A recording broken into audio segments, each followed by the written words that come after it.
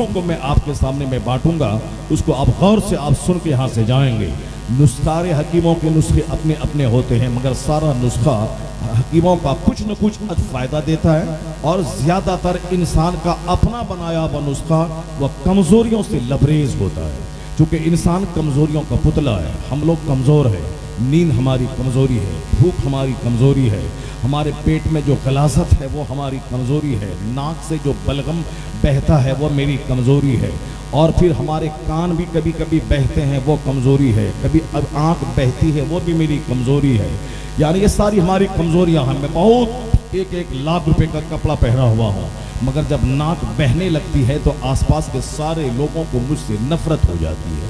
आप बताएं कि 1 लाख रुपए का जोड़ा उस वक्त क्या काम करेगा। मैं लोगों के सामने बैठा रहता हूँ 10-10 लाख रुपए की खुशबू लगाकर, लेकिन जैसे ही अचानक रियाह खारिज हो जाती है, हवा निकल जाती है पीछे से, तो सारे लोग नाक बंद करके मुझसे नफरत करने लगते हैं और सारे लोग हंसने लगते हैं। ये भी अजीब बात है। मुंह से थूक फेंकता हूँ, कोई नहीं हंसता है, जबकि थूक भी अंदर से निकलता है। मैं जबान से बलगम निकालता हूँ, कोई नहीं हंसता है, लेकिन पीछे से हवा निकलती है तो सारे लोग हंसने लगते हैं। पता नहीं इसमें हिकमत क्या है और इसमें फिलॉसफी क्या है। हवा के निकलने के बाद हंसना है, अंदर से हवा भी निकली, अंदर से थूक भी निकला, अंदर से बलगम भी निकलता है, लेकिन इधर से निकला तो कोई हंसता नहीं है, पीछे से निकला तो सारे लोग हंसने लगते हैं। उसमें भी बहुत बड़ा राज है। वो राज यही है जो तुमने बिरयानी खाई थी, देखो क्या बन के बिरयानी निकल रही है। तुमने चाउमीन खाया था, देख ले चाउमीन क्या बन के निकल रहा है। तुमने बर्गर खाया था, देखो क्या बन के निकल रहा है।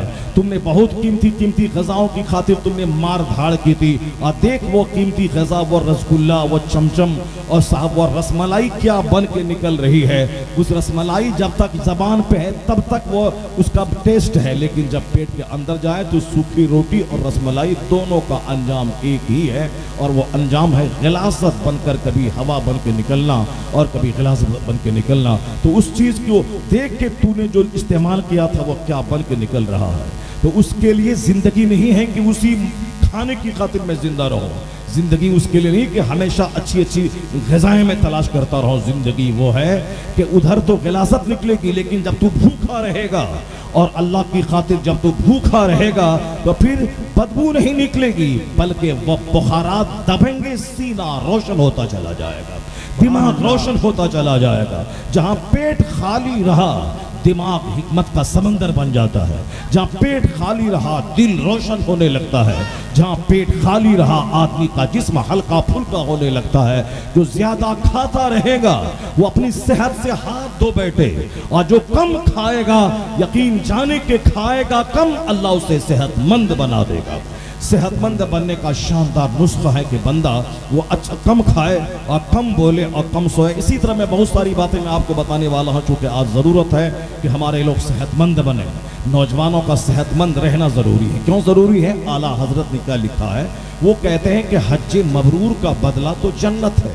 और जन्नत है क्या चीज़? जन्नत वही है कि अमेरिका की सल्तनत से लेके हिंदुस्तान की सल्तनत तक 200 से ज़ायद कंट्रीज़ पूरी दुनिया में हैं, और सबके सरबराह बादशाह हैं। और उस कुर्सी को हासिल करने के लिए कितने लोगों को कत्ल करना पड़ता है, और कितनी अपने बाल बच्चों से दूरियां बनानी पड़ती हैं, किस कदर रात को जाग कर दिमाग जलाना पड़ता है, और किस कदर सियासी लड़ाई लड़ने के लिए अपने हरीफों को दबाना पड़ता है। आज जो हिंदुस्तान में 1 महीने के अंदर 3-4 कत्ल हुए, खतरनाक कत्ल, सारा मुसलमान सहमा हुआ है। इतने बड़े बाहुबली, इतने बड़े दबंग, इतने बड़े साहब नेता का बरसरे आम कत्ले आम हो गया। सारे लोग सहमे हुए हैं, सारे लोग डरे हुए हैं। वो ताकतवर थे जिनके नाम से 2-4-5 जिला थर्राता था, पूरा स्टेट थर्राता था, सीएम थर्राते थे। उसके पीछे भी एक बहुत बड़ी सियासत और बहुत बड़ी राजनीति है। राजनीति यही है कि ये आदमी जब तक जिंदा रहेगा ये मुझे पिनपने नहीं देगा, ये मुझे आगे बढ़ने नहीं देगा, ये अपने लोगों को लेके आगे बढ़ेगा।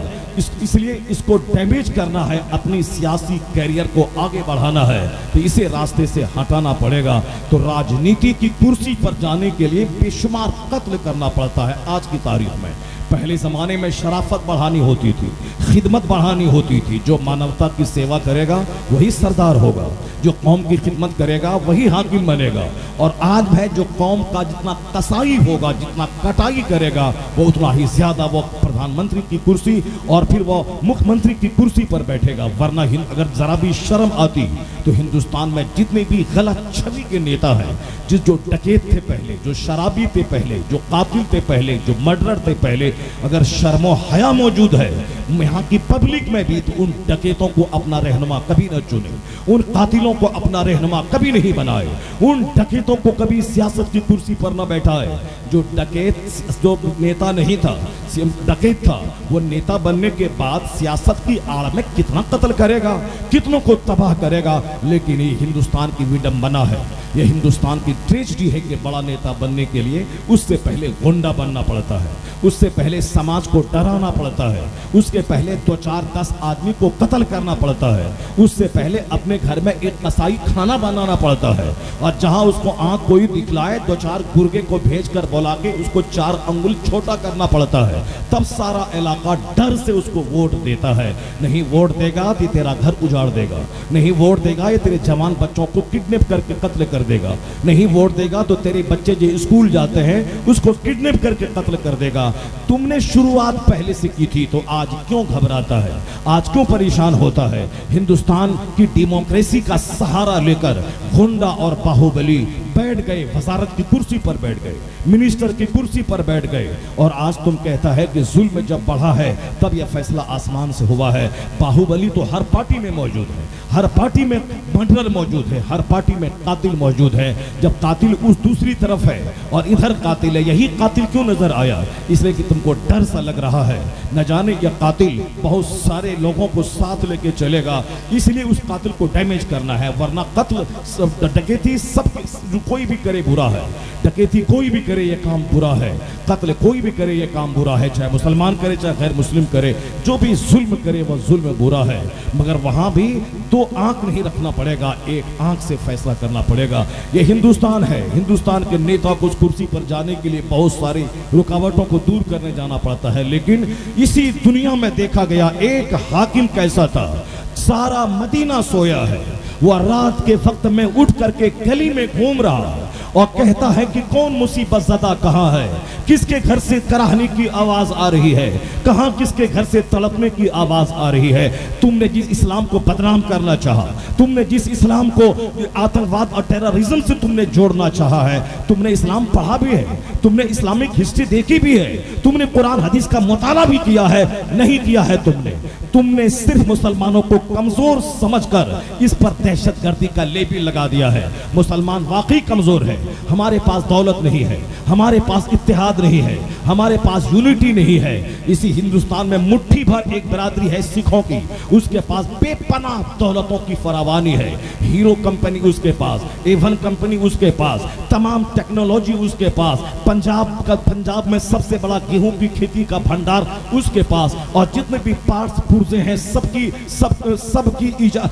सबकी तामीर और तश्कील और सबकी पैदावार उसी पंजाब की सरजमीन से हो रही है। बड़ी बड़ी फैक्ट्रीज वहां मौजूद है। वो उन्होंने उनके लोगों ने हिंदुस्तान के वजीर आजम तक को कत्ल कर दिया। लेकिन आज भी उनके लोग शान से हैं, आज भी उनका काम शान से चल रहा है, आज भी उनके लोग प्रधानमंत्री के कत्ल के बाद भी उसकी बिरादरी के लोग 10 साल तक प्रधानमंत्री हिंदुस्तान के बने रहे। क्यों? उनके पास दौलतों की फरावानी है, क्यों? उनके पास यूनिटी है, इसलिए सारा हिंदुस्तान उनसे डरता है। हमारी गुर्बत की वजह से ये हमें कत्ल की धमकी देता है, हमारी गुर्बत की वजह से ये हमें बरसरे आम मसलना चाहता है। अगर मुसलमानों के पास भी 10-10 फैक्ट्रीज होती, मुसलमानों के पास भी 1-1 हजार बीघा जमीन होती, मुसलमानों के बच्चे भी doctor, engineer, professor, IAS officer होते, मुसलमानों के पास ताकत होती, फिर ये हमें फुटबॉल नहीं बनाता, हमें खिलौना नहीं बनाता। क्योंकि हमारे बच्चे चाय बेचते हैं, हमारे बच्चे रेड़ी चलाते हैं, हमारे बच्चे दिल्ली और पंजाब में जाके वहां चाय की दुकान करते हैं, हमारे बच्चे बंबई के हाजी अली में चश्मा बेचते हैं, हमारे बच्चे दिल्ली के सेक्टर 9 में हमारे बच्चे वहां झाड़ू लगाते हैं, हमारे बच्चे वहां मजदूरी करने करने जाते हैं, उड़ीसा, बंगाल और बिहार, और पूरे मुसलमानों के बच्चे जाते हैं, ट्रेन भरी रहती है दिल्ली पंजाब में, उन सिखों की नौकरी करने, उनकी खेती बाड़ी करने जाते हैं। मेरे पास दौलत कम है, सारा खेल दौलत का है। क्योंकि हमारे पास दौलत नहीं है, वरना पूरे समाज में आप देखते होंगे जो अरबों में खेलता है उसको सामने का रमेश भी प्रणाम करता है, सामने का उमेश भी पैर चूमता है, आप सामने वाला विलियम भी उसको सैल्यूट देता है। क्योंकि उगते हुए सूरज को नमस्कार करते हैं वह लोग, दौलतों की पूजा करते हैं और दौलतमंदों को सम्मान देते हैं। आज भी आप दौलत कमा लें, फिर देखें जो काटने मारने की बात करता है वो आपसे चंदा मांगने आता है और आप उनको 1 लाख चंदा दे दें, वो खुश होकर चला जाता है। इस सारा तमाशा दौलतों का है। हिंदुस्तान में 40 करोड़ की आबादी आपकी भले ही जरूर है, लेकिन चूंकि आपकी पोजीशन माली एतबार से बहुत कमजोर है, इसलिए आपको फुटबॉल की तरह नचाया जाता है। बंगाल में कोई बोलता है काट देंगे, उड़ीसा में कोई नहीं बोलता है, बिहार में बोलता है कोई काट देंगे, राजस्थान में बोलता है काट देंगे, मध्य प्रदेश में बोलता है काट देंगे, कोई गोंडा देहात में बोलता है काट देंगे। सब काटने की बात क्यों करते हैं? वो गुर्बत का मजाक उड़ाते हैं। तो अब अक्लमंदी का तकाजा है कि कौम मुस्लिम जब ये हमें काटना चाहते हैं और ये सिर्फ दौलत की जबान जानता है, तो मुसलमानों को चाहिए कि शादी ब्याह में जो 50 लाख रुपए खर्च करते हैं उस शादी को 50,000 रुपए तक सीमित कर दें, 5,000 रुपए तक सीमित कर दें। वो अपनी बेटी की शादी मुस्तफ़ा की सुन्नत के मुताबिक मस्जिद में कर दें और बोले कि मुस्तफ़ा से बड़ा कोई नहीं, वो हमारा मॉडल है, वो हमारे पैगंबर हैं, उनसे बड़ी बेटी किसी की नहीं। उनकी बेटी ने दुनिया को शहीदों का सरदार अता किया है, वह दुनिया जन्नती औरतों की मलका है फातिमा, वह शहजादी रसूल है जिसका मुकाबला कोई खातून नहीं कर सकती। उनकी शादी मस्जिद नबवी में चंद लोगों के बीच में हो जाती है और वहां किसी मुसलमानों को खाना देने के लिए मक्का और मदीना से असहाबे रसूल को नहीं बुलाया जाता है। तो तुम्हें भी इन काफिरों के सामने अपनी इज्जत बढ़ाना है, उनको झुकाना है, अपना लोहा मनवाना है। तो जो रोजाना के एवरेज से जो हिंदुस्तान में खरबों रुपए मुसलमानों के जो शादी ब्याह में पानी की तरह बह जाते हैं, इन पैसों पे पहरा लगा दे, इन पैसों को बंद कर दे, ये डेकोरेशन रोक दे, ये कार्ड छपाई बंद कर दे, ये हिंदुआना रस्म रिवाज को खत्म कर दे। मस्जिद में शादी तेरे पैगंबर ने अपनी बेटी की है तो तू उस मुस्तफा का गुलाम है। अगर सच्चा गुलाम है तो तू भी अपनी बेटी की शादी मस्जिद में करना शुरू कर दे, ताकि डेकोरेशन का पैसा बचेगा तो फिर ये काफिर तुझसे डरेंगे, या कार का पैसा बचेगा ये काफिर तुझसे डरेंगे, और तेरी माली तरक्की होगी या तुझसे डरेंगे। ये दौलत की जबान जानते हैं और जब तक तेरे पास दौलत नहीं आएगी उस वक्त तक या तुम्हें जलील समझेंगे, तुम्हें गीदड़ समझेंगे, तुम्हें बंदर समझेंगे, तुम्हें सांप और थथूरा समझेंगे। अगर अपनी इज्जत उनसे मनवानी है तो ये फंक्शन पार्टी छोड़ दे, या ईद मिलन समारोह में नुमाइश की खातिर नेताओं को बुलाना छोड़ दे, या इफ्तार पार्टी में गोंडे को बुलाना छोड़ दे। या इफ्तार पार्टी है क्या चीज? मुस्तफा ने फरमाया मन फत्तरा फीहे साइमन, जो माह रमजान में किसी रोजेदार को इफ्तार कराएगा तो उसके रोजा रखने के बराबर इनको सवाब मिलेगा। रोजेदार को इफ्तार करवाना है और वो भी सवाब समझ के इफ्तार करवाना है, अल्लाह रसूल की मोहब्बत में इफ्तार करवाना है, जन्नत मिले इस नीयत से इफ्तार करवाना है, ना कि राजनीति करनी है उस इफ्तार पार्टी के नाम पे। बुला रहा है किसको? रमेश को दावत दे रहा है। रमेश ना मुसलमान है ना रोजेदार है, उसको दावत दी गई इफ्तार पार्टी में।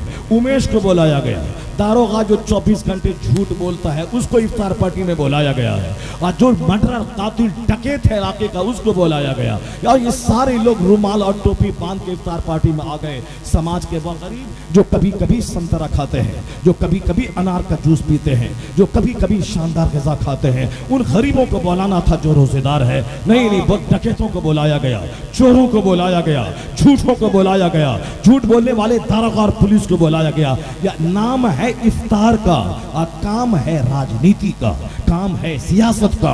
चूंकि इफ्तार पार्टी का बहाना है, राजनीति में प्रवेश करने का निशाना है, राजनीति करना है, समाज में अपना रंग चढ़ाना है।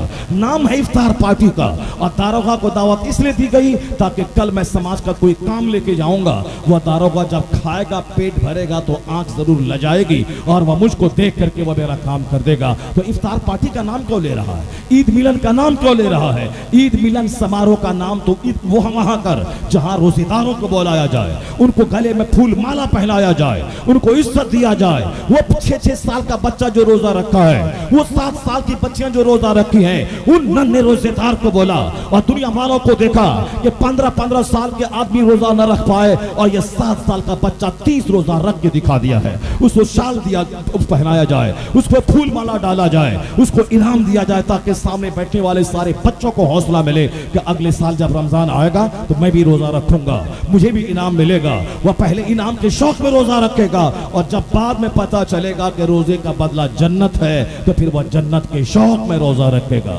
फिर वह जन्नत की तड़प में रोजा रखेगा। बाद नाम है ईद मिलन समारोह का और काम है सियासत की दुकान चमकाना है। जब नीयत तेरी गलत हो गई, इफ्तार पार्टी के बहाने राजनीति, हज पार्टी के बहाने साहब राजनीति, हज में 50 लोगों को खिलाने का क्या मतलब है? 1000 आदमी को बुलाने का क्या मतलब है? 50 गाड़ी से माला पहन के एयरपोर्ट जाने से क्या मतलब है? नमाज फर्ज है, तू 5 वक्त मस्जिद जाता है, क्या मस्जिद में नमाज पढ़ने से पहले फूल माला गले में डाला जाता है? नमाज फर्ज है, मैं पढ़ने जा रहा हूँ, नमाज फर्ज है, मैं पढ़ने जा रहा हूँ, रोजा फर्ज है, मैं रख रहा हूँ, ज़कात फर्ज है, मैं दे रहा हूँ, उसी तरह हज फर्ज है, मैं फर्ज अदा करने जा रहा हूँ। जब फर्ज अदा करने कोई जा रहा है, गुनाह की माफी के लिए जा रहा है, एक भागा हुआ गुलाम अपने मालिक के सामने सरेंडर करने जा रहा है, तो जो गुलाम भागा हुआ सरेंडर करने जा रहा है वह माला पहन के जाएगा, वो माला पहन के जाएगा, वो साहब 1000 आदमी को खाना खिला के जाएगा, नहीं वह तो रोता हुआ जाएगा, सहमता हुआ जाएगा, आंसू बहाता हुआ जाएगा। मुमकिन है कि मेरा मालिक मेरे आंसू पे रहम फरमा दे, मेरी हालत की कसम फुर्सी को देख के रहम फरमा दे। वहां शिकस्ता दिल लेके जा, टूटा हुआ दिल लेके जा, आंसू का कतरा लेके जा, वहां फकीर बन के जा, वहां जूता मत पहन, सिला हुआ कपड़ा मत पहन, बगैर सिली हुई लुंगी पहन के जा, बगैर सिली हुई चादर पहन के जा, जूता पहन के मत जा। हालत एहराम में खुशबू लगाना हराम है, खुशबू दुनिया की चीज है, वो तमाम जीनतों से बच के तू चला जा ताकि वहां तेरे नंगे सर पे अल्लाह रहम करे, तेरे नंगे पांव पे अल्लाह रहम फरमा दे, तेरे आंख के आंसू को देख कर रहम फरमा दे। ये पार्टी किसका नाम है? हाजी वो होता है जो शिकस्ता दिल लेकर रोता हुआ भागे हुए गुलाम की तरह आका के पास जा रहा हो। जब यहाँ दिल टूटेगा तब रहमतों का फैजान उस पे बरसता हुआ नजर आए। सुभान अल्लाह। यहाँ बहाना हज पार्टी का है और निशाना